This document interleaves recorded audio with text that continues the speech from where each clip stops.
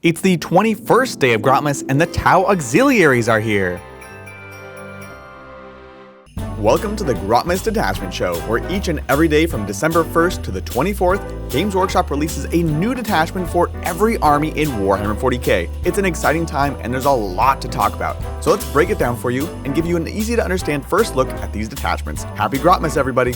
Welcome to the Auxiliary Cadre. This is a detachment for the Tau Empire that's all about Kroot and Vespid both receiving and passing out buffs. Let's start off with the detachment rule as always, which is integrated command structure. It's going to give two benefits to your army. First, you have targeting triangulation, which means while an enemy unit is within 9 inches of a Kroot or Vespid unit, your other non-Titanic Tau units get +1 AP. Very spicy, very strong, really incentivizes you to throw those small Kroot and Vespid units up near enemies, tag them for the extra AP. Love this ability. We also have the other side of things with the localized stealth projectors, which means Kroot and Vespid units that are within 6 inches of other Tau gain an 18-inch lone operative. Less powerful ability, but still pretty interesting given the fact that these are very fragile units. They can potentially stand out in the open on objectives with relative ease. Absolutely love these two things playing in conjunction with each other. It really incentivizes you taking these Kroot and Vespid squads while also unlocking new possibilities with extra AP on your weapons.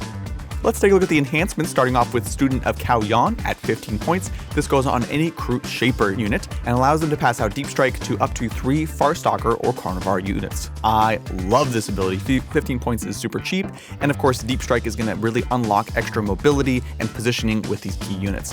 Do note that you won't be able to come in from Deep Strike and be within 9 of an enemy unit, so it will not trigger your targeting triangulation, but still, I'm a big fan of it. Admired Leader is a 20-point enhancement that you can put on a non-Kroot model, and it'll grant a Kroot or Vespid unit within 12, +1 leadership and +1 OC in the command phase. I actually really like this one a lot. It's a way to be able to just up the OC on these little units that can jump on a point, flip it, while also passing out the triangulation buff. Fanatical Convert is a 10-point enhancement for a Kroot model, and it's going to grant them the Greater Good ability. This allows them to be guided, getting that +1 ballistic skill.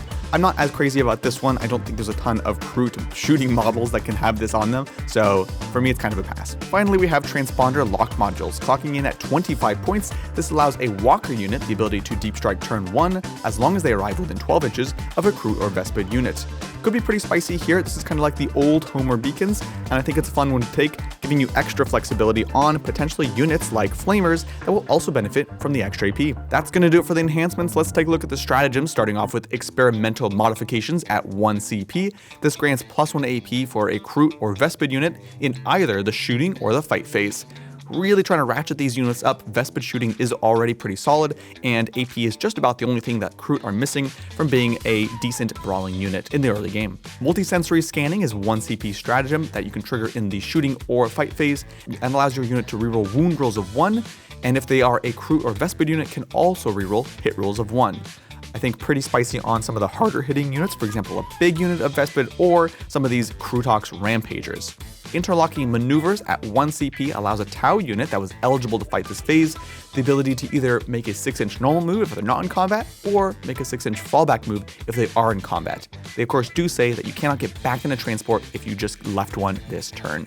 Amazing ability, really going to protect some of those shooting infantry squads from getting tagged up. I'm probably going to be trying this on a Cadre Fireblade myself. Pheromone Waypoints at 1 CP goes on a Kroot or Vespid unit and allows them to auto-advance 6 inches. Great stratagem on units that want to be in the right place at the right time.